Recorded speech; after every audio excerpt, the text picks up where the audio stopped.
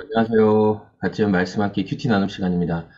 오늘 말씀은 로마서 11장 25절에서 36절까지 말씀이고요.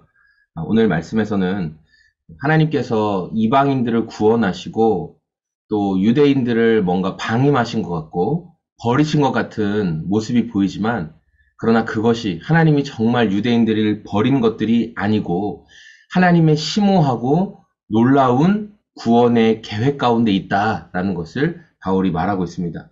25절에 형제자매 여러분, 나는 여러분이 이 신비한 비밀을 알기를 바랍니다.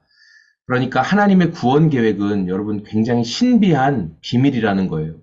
그래서 지금 앞서 로마서 11장 말씀을 쭉 보면서 하나님이 원래 유대인들을 구원하시고자 하셨고 유대인들에게 선택하시고 계획을 다 이루어 주셨는데 유대인들이 하나님 거절하고, 그러다 보니까 이방인들이 구원을 받고, 그래서 이방인들이 구원을 받으니까 유대인들이 막 원망이 되고 우리를 버리시는 거냐 막 이렇게 비춰지고, 그런데 그 작업이 진행되는 모든 것들이 하나님의 신비한 비밀이었다는 거예요.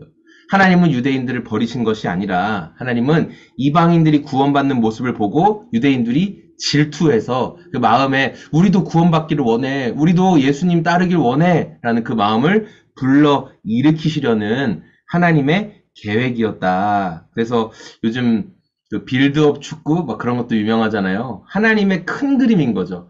우리가 보기에는 유대인만 구원하시나 이방인만 구원하시나 그런 생각을 하지만, 하나님께서는 유대인만 이방인만이 아니라 그들 모두를 구원하시기 위한 하나님의 계획이 적재적소에 이루어지고 있다라는 것을 우리가 말씀을 통해 보게 되는 것입니다.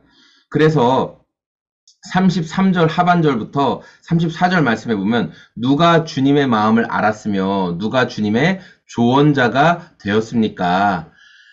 하나님 앞에 우리가 조언할 수 없는 거예요. 하나님 이렇게 하셔야죠, 저렇게 하셔야죠 라고 조언할 수 없어요. 왜냐하면 하나님의 크신 계획, 그 비밀스러운 계획은 우리 생각보다 뛰어나거든요. 그래서 우리가 오늘 이 우리 삶의 단편적인 모습을 보면서 나를 버리신 것 같네? 내 삶에 어떤 문제가 일어남으로 인해서 나를 떠나신 것 같네?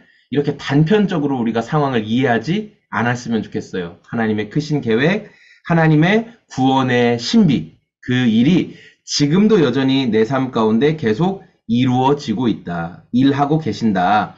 29절, 하나님께서 주시는 고마운 선물과 부르심은 철회되지 않는다. 오늘 저와 여러분을 향한 하나님의 부르심과 계획. 그래서 여러분 일이 좀 잘 되지 않고 뜻대로 풀리지 않고 또 원하지 않는 고난이 찾아왔을지라도 하나님의 부르심, 구원의 선물이 철회되지 않았다. 나를 향해 여전히 하나님이 일하고 계시고 하나님의 소망을 꿈꾸고 계신다. 우리 그 사실을 붙들고 살아가는 저와 여러분의 오늘이 다 되시길 소망합니다. 고맙습니다. 안녕히 계세요.